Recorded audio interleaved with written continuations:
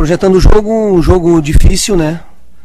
O Corinthians é um time estruturado há muito tempo, que tem uma maneira de jogar, uma ideia de jogo consolidada, independente do treinador que estiver. Agora houve uma troca, né, do Carille com o Osmar assumindo, mas não muda a estrutura.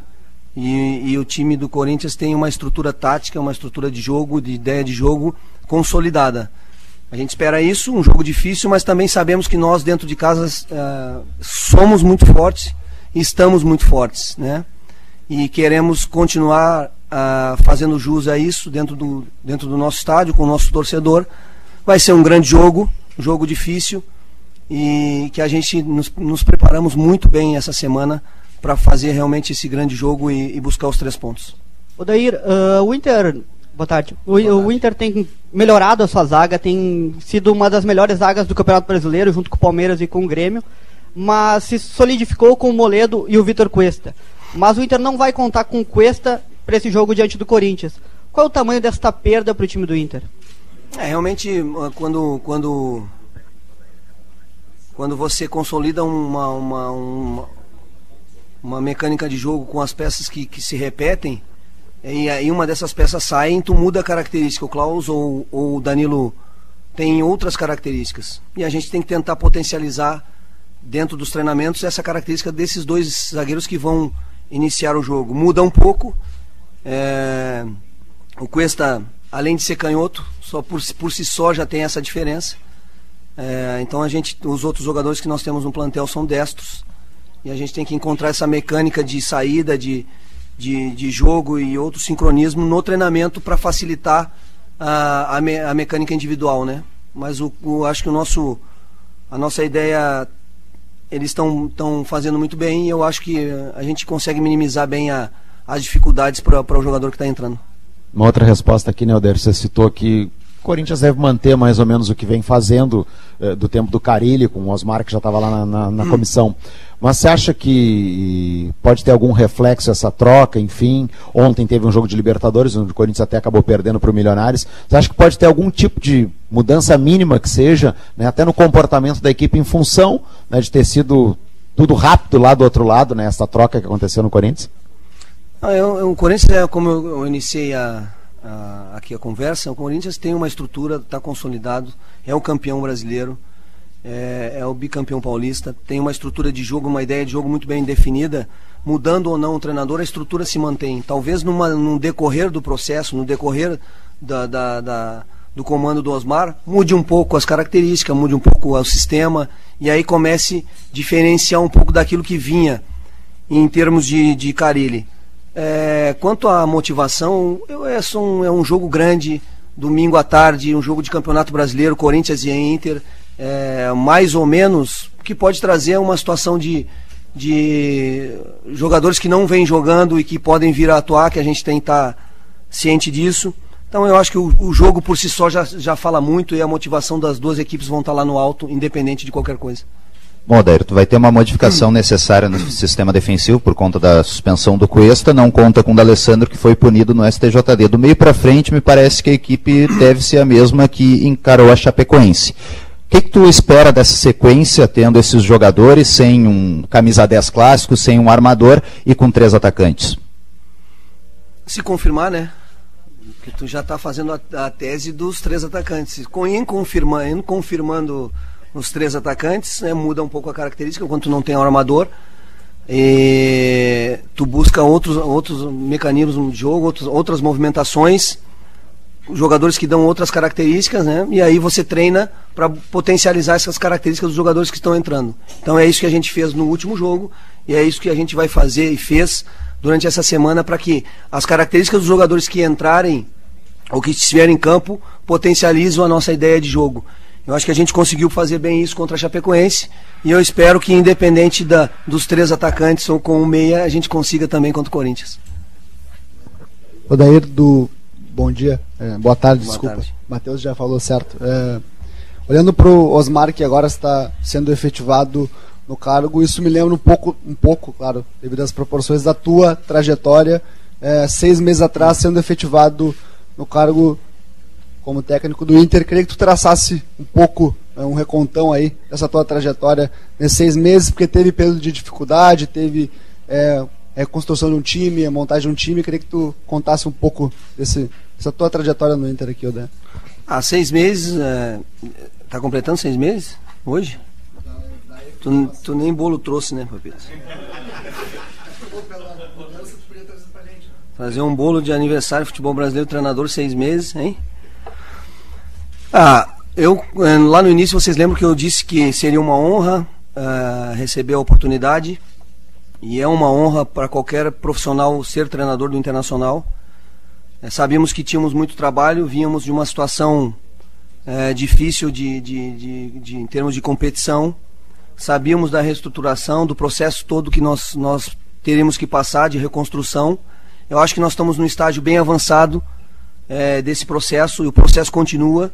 Eu acho que a gente qualificou o grupo durante essa caminhada, qualificamos os profissionais, e isso faz com que a gente cresça, e eu acho que a partir desse momento a gente tem que olhar para frente, para o salto maior na tabela, para o salto maior em termos de qualidade de time, em busca dessa consolidação de equipe, tanto, por exemplo, no aspecto jogando dentro de casa, onde a gente está sendo muito forte e tem um retrospecto de 85%, tentar ser regular fora de casa também, para que você possa atingir no Campeonato Brasileiro um estágio de disputar a parte de cima da tabela. Você precisa ser forte em casa como somos, mas também precisa de uma regularidade maior fora de casa. Em termos de equipe, eu acho que a gente tem, na ideia de jogo que nós nos propomos a trabalhar, eu acho que consolidamos algumas coisas muito importantes e que elas saem com naturalidade no processo do jogo, e algumas outras que a gente ainda está buscando a melhorar e a crescer, para que a gente tenha como eu disse para vocês, de um grupo forte, construir uma equipe forte.